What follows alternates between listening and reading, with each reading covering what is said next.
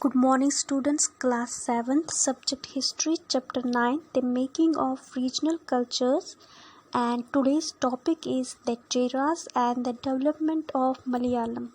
Students, इस chapter के जो इंट्रोडक्शन में आपने पढ़ा अबाउट द रीजन, यानी कि रीजन क्या होते हैं, कल्चर्स क्या होते हैं, तो उसी को हम आगे बढ़ाते हुए जो आज फर्स्ट जिस रीजन के बारे में हम डिस्कस करेंगे यहाँ पे वो है केरला, और जो लैंग्वेज है वहाँ की वो है मलयालम।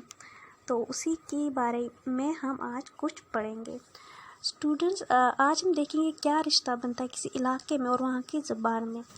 जो चेरा सल्तनत थी वो वहाँ का जो केरला में है, वहाँ पे एक जगह थी महोदयापुरम, वहाँ पर ये सल्तनत थी और साल था 1100।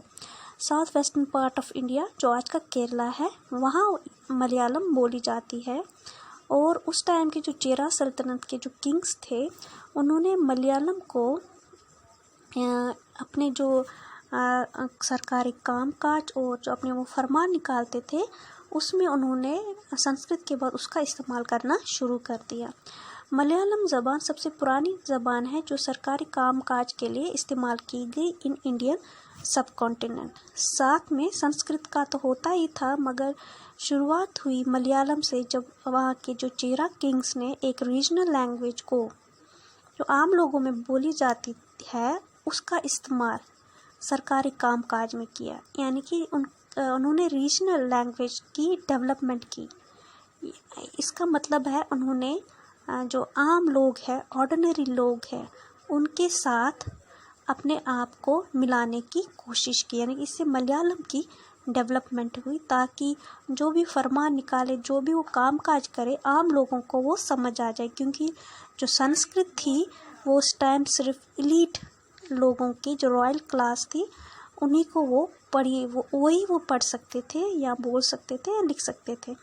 तो मलयालम रीजनल लैंग्वेज का इस्तेमाल करके उन्होंने आम लोगों तक अपनी बात पहुंचाने और साथ में इसकी डेवलपमेंट में उसको एक बूस्ट दिया। साथ में जो संस्कृत से वो सारी जो किताब है उनको ट्रांसलेट किया गया मलयालम। वो जो स्टार्ट की थी वो थी साल 1300 में एक बुक लिखी गई मलयालम में, उसका नाम था लीला तिलकम। इसमें पोइट्स शायरी थी और ग्रामर था, जो लिखी गई मनी परवलम में जो बनाई गई, और ईयर था 1500 में। ये जो किताब है मलयालम की, इसमें इन दोनों ज़बानों को यानी कि संस्कृत और मलयालम को डायमंड्स एंड कॉरल्स बताया गया है। डायमंड्स यानी कि हीरे, और जो कॉरल्स यहाँ पर है वो है मोती, यानी कि इन दोनों को बताया गया काफ़ी बेशकीमती है, काफ़ी इम्पोर्टेंस रखते हैं ये। क्योंकि देखो किसके साथ इनको कंपेयर किया गया है, डायमंड्स एंड कॉरल्स, यानी कि हीरे और मोती, यानी कि इतने ये महंगे हैं, इतने ये रिच है ये दोनों लैंग्वेजेस कि इनको इनके साथ कंपेयर किया गया इस मलयालम की किताब में। तो स्टूडेंट्स, ये था आज का आपका topic, the Cheras and the development of Malayalam. Thank you.